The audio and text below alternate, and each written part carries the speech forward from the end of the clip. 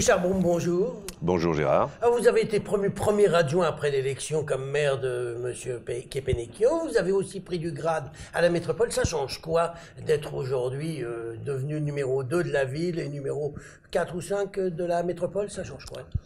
Ça ne change pas grand-chose, si ce n'est que Gérard Collomb a voulu, parce qu'il a, je crois, une grande confiance en moi, a souhaité que j'ai la possibilité de participer plus à l'exécutif effectif. Voilà. Un certain nombre d'élus, notamment socialistes, encartés socialistes, qui ne sont pas tous en marche, ont grogné après votre promotion. Est-ce que ça s'est calmé aujourd'hui? Ils ont surtout grogné avant.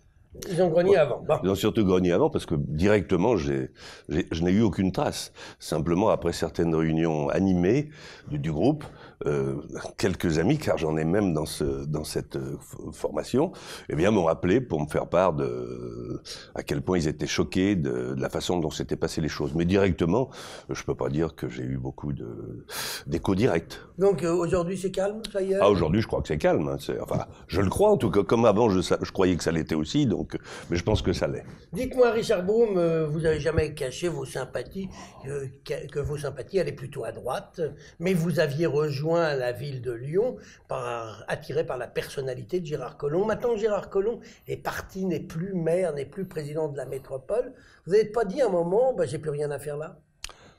À la vérité, oui.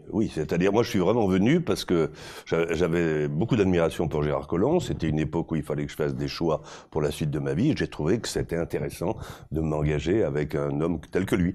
Donc, j'ai passé 9 ans très agréables, dans un contexte à la fois amical et efficace, je crois. Et c'est vrai que le jour où il m'a annoncé qu'il s'en allait, ça a été un vrai choc. Mais un vrai choc. Bon, dites-moi, Richard Brome, vous êtes en charge des finances à la ville et à la métropole aussi. Quelles sont les conséquences pour la ville de la suppression des emplois aidés, dont on parle beaucoup, et les collectivités disent que c'est un drame? Alors, je pense que la vérité, c'est que je ne connais pas aujourd'hui les conséquences, parce qu'elles ne se sont pas encore produites. Il y aura nécessairement des conséquences, notamment dans le cadre, sûrement, des rythmes scolaires, etc. Mais je ne peux pas vous dire précisément quelles sont les conséquences. Il y aura des conséquences, mais je ne sais pas vous dire aujourd'hui lesquelles. Il faudrait interroger plutôt mes collègues qui sont en charge plus du personnel que moi. Gérard Collomb, après avoir augmenté les impôts à la ville et à la métropole, avait promis qu'il n'y aurait plus du tout d'augmentation jusqu'à la fin du mandat. Êtes-vous sûr que Georges Kepenekio, qui est maintenant maire, va s'inscrire dans cette nouvelle ligne, puisque aujourd'hui il est libre de faire ce qu'il veut? Je pense que l'engagement pris par Collomb vaut pour nous. Et enfin, en tout cas, je veillerai à ce qu'il en soit ainsi. Vous en avez parlé avec monsieur? Pas encore, pas encore. Vous savez, la rentrée efficace, j'allais dire, elle est en date de la semaine dernière. Donc, on ne peut pas dire qu'on a abattu un travail considérable. C'est une mise en place. Richard Brome, vous êtes en charge des finances. Depuis que vous êtes là, vous prônez des économies. Est-ce que vous avez envisagé de montrer l'exemple en renonçant à la voiture et surtout aux 2 chauffeurs attribués exclusivement au premier adjoint jusqu'à présent? Oui, enfin, partiellement, j'allais dire que ce qui pouvait être discuté, que vous aviez d'ailleurs noté dans votre excellente revue, c'est qu'il y avait 2 chauffeurs. Et là, je pense que 2 chauffeurs, c'est trop. 1 est utile, 2, c'est beaucoup. Mais c'est vrai que pour avoir un chauffeur à plein temps, il faut 2 chauffeurs.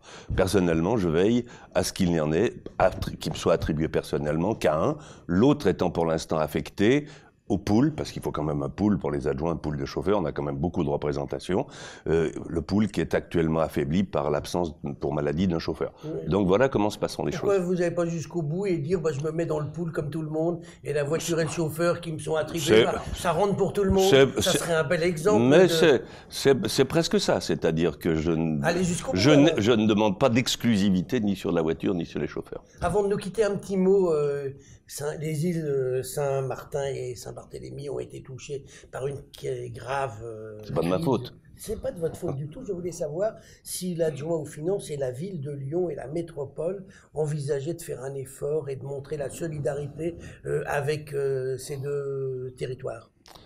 Franchement, Gérard, je n'en sais rien.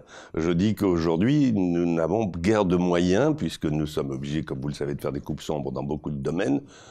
Je ne sais pas si symboliquement le maire décidera de faire un geste, je ne le sais pas. Mais parce que dès qu'il y a un drame un peu partout dans le monde, Ouais. la ville, la métropole met toujours quelque chose. Là, c'est le territoire Peut-être, français. peut-être. Ça serait pas anormal qu'on fasse quelque chose. Ce n'est pas décidé à jour, en tout cas pas à ma connaissance. Eh bien, on donne rendez-vous pour savoir si ça sera décidé dans un prochain jour. Richard Broom, je vous remercie. Moi aussi.